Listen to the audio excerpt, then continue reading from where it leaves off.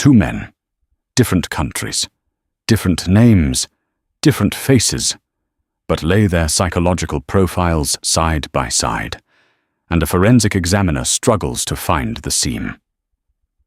Chris Watts stood outside his Colorado home and smiled for the cameras one day after he murdered his pregnant wife and 2 daughters. He said quietly that he just wanted his family back. Caleb Flynn made calls, sent messages, showed up, performed the role of a father who was searching, desperate, afraid.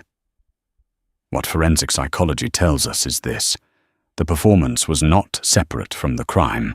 The performance was the crime, continuing. My name is Dr. Elara Voss. I'm a forensic psychological analyst. Today I want to walk you through the architecture of a specific and devastating type of killer. Not the predator who hunts, not the stranger in the alley, the annihilator who was already inside, the one who was loved, who was trusted, who was called Dad, the false self.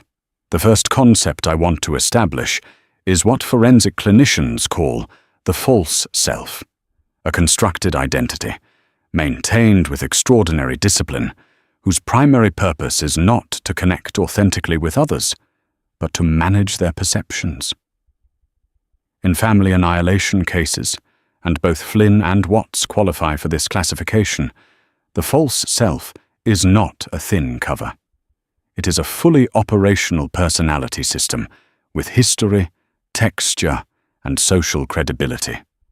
It coaches the children's football. It posts on social media. It buys birthday cakes.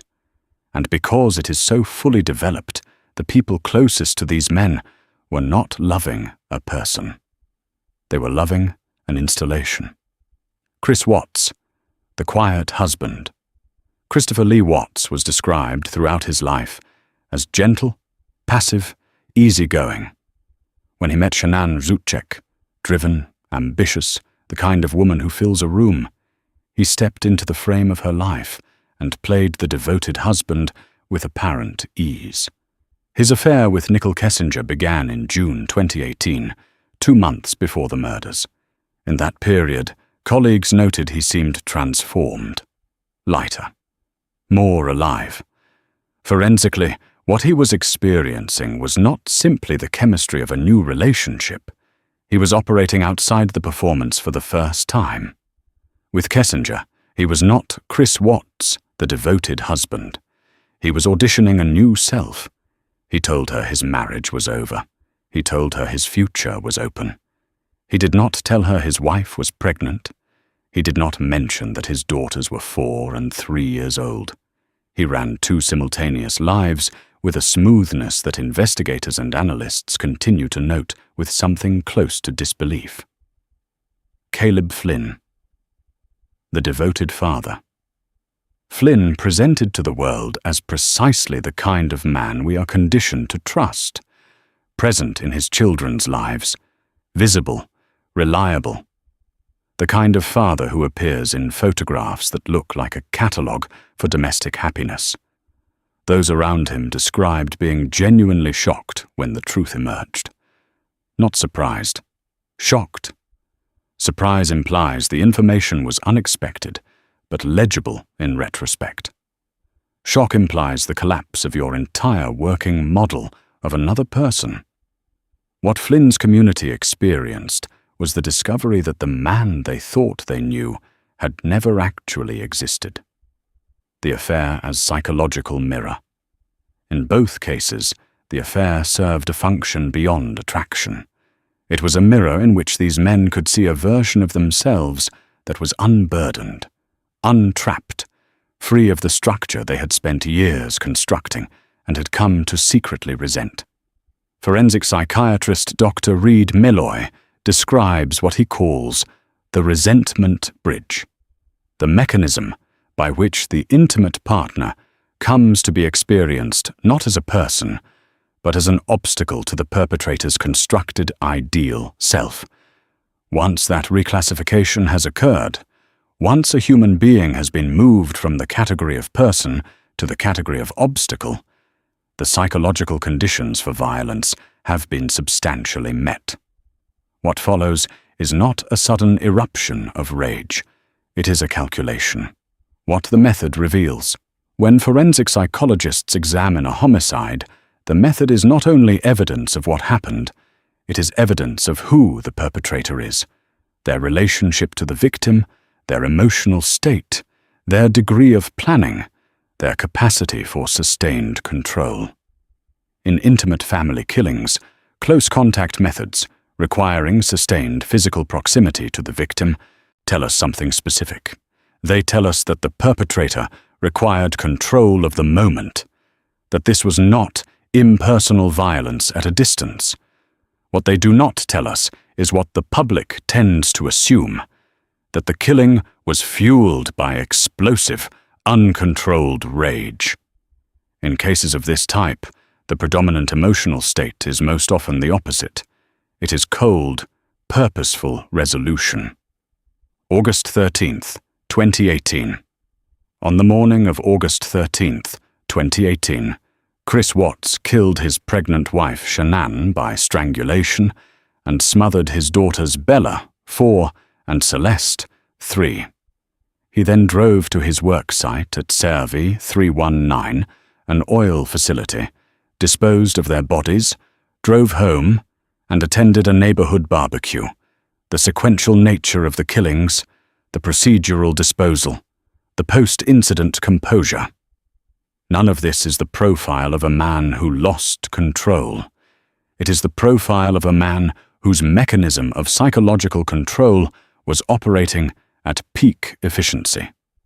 Caleb Flynn's method and disposal carried the same forensic signature: close contact, deliberate concealment, and, critically, the same functional composure in the immediate aftermath that distinguishes this profile so sharply from a genuine acute crisis. Why the children? The question that disturbs most deeply is not why these men killed their partners. The question is why they killed the children. Forensic psychology offers two intersecting answers. The first is what the clinical literature calls the extension-destruction dynamic. In the internal architecture of the family annihilator, children are not experienced as independent human beings. They are extensions of the family unit, components of the constructed identity. When the perpetrator decides the family must be eliminated, the children are included not out of individual malice, but because they are, in his distorted internal economy, part of the structure that must go. The second answer is more disturbing. Several perpetrators in post-conviction interviews have framed the killing of the children in terms of protection, of not wanting them to be left behind, or to suffer what was coming. This is rationalization of the most extreme kind, but its existence tells us exactly how far the self-serving cognitive distortion in these men extends. The camera performance. In both cases, the perpetrators made public-facing appearances after the murders, presenting as desperate, searching family members. For men whose entire psychological architecture is organized around impression management, this is not irrational. The media appearance is the false self performing its highest stakes function, and it tends to fail. Not because these men are poor performers, but because authentic grief and performed grief are generated by different psychological processes, and those differences produce different behavioral signatures. Watts's TV interview on August 14th, conducted less than 24 hours after the murders, was studied by behavioral analysts who noted compressed emotional range, flattened affect when discussing his daughters, and what forensic expert Joe Navarro later described as a visible brightening when asked about his future. Forensic linguists have observed that genuine grief is consumed by the present moment. It speaks in the language of unbearable now. Performed grief reaches for outcomes. It says, "I just want them back. I want my future to be open. Watts's public statement was precisely this: a reach for an outcome, constructed with a precision that, when examined closely, is almost extraordinary. Flynn's performance followed the same structural grammar: the right words, the modulated distress, the absence of the specific, uncontrolled, involuntary physiological markers of genuine emotional catastrophe. The very competence of the performance is, paradoxically, the evidence against it. The taxonomy. The term family annihilator has been formally studied since the mid-20th century, but the most clinically useful taxonomy comes from Australian criminologist Dr. Neil Websdale, who identified 4 typologies. Both Flynn and Watts map onto what Websdale calls the civil reputable annihilator, a perpetrator whose self-concept is most deeply invested in social standing, reputation, and the constructed image of a successful, respectable domestic life. Civil reputable annihilators do not kill in states of rage. They kill to prevent the destruction of the social identity through which they experience themselves as meaningful. This is a subtle but critical distinction, and it is the key that unlocks the logic of both cases. The narcissistic injury model, the most productive clinical framework for understanding the trigger in both cases, is what Dr. James Gilligan calls the catastrophic shame response, more commonly referred to as narcissistic injury. Narcissistic injury occurs when an event threatens the constructed self to a degree that the individual's psychological resources cannot contain. For Watts, the precipitating injury was compounding. The affair was about to surface. Shanann was pregnant. The architecture of 2 simultaneous lives was collapsing. For Flynn, the calculus was structurally identical. The secret life was threatened. The constructed identity of devoted family man was about to be publicly dismantled. Here is the key clinical insight. When an individual's entire self-structure is organized around a constructed image rather than an authentic identity, the loss of that image is not merely embarrassing, it is existentially annihilating. These men didn't experience the threat of exposure as a social problem to be managed. They experienced it as the end of the self. And in the logic of a mind organized around self-preservation at any cost, the elimination of the threat, even by violence against those most loved, becomes conceivable. The empathy question. It would be too simple and clinically inaccurate to describe either Flynn or Watts as entirely without empathy. Tests conducted on Watts in prison returned results inconsistent with primary psychopathy. What is present in this profile is what researchers term conditional empathy. Empathy that functions when it is socially useful, when it validates the performance, when it serves the constructed self, and is withdrawn when another person's emotional reality becomes threatening or inconvenient. This is, in some ways, more disturbing than primary psychopathy, because it means these men were capable of something like genuine attachment, but that capacity was ultimately subordinate to the regulatory demands of the false self. When the family became an obstacle, the conditional empathy was withdrawn, and once empathy is withdrawn from a victim, the psychological barrier to violence drops dramatically. The profile in full. Let me synthesize this clearly. Narcissistic personality organization, with dependency on socially constructed identity. Capacity for sustained compartmentalization of contradictory realities. Conditional empathy. Vulnerability to narcissistic injury, disproportionate to the precipitating event. Absence of post-incident affect consistent with genuine grief. Capacity for strategic impression management under extreme pressure. This profile does not announce itself. It does not come with a visible warning. It is embedded in behaviors that the social world reads as admirable: devoted fatherhood, professional reliability, quiet steadiness. And that, clinically, forensically, and practically, is the most important thing this analysis can offer you. What confession reveals.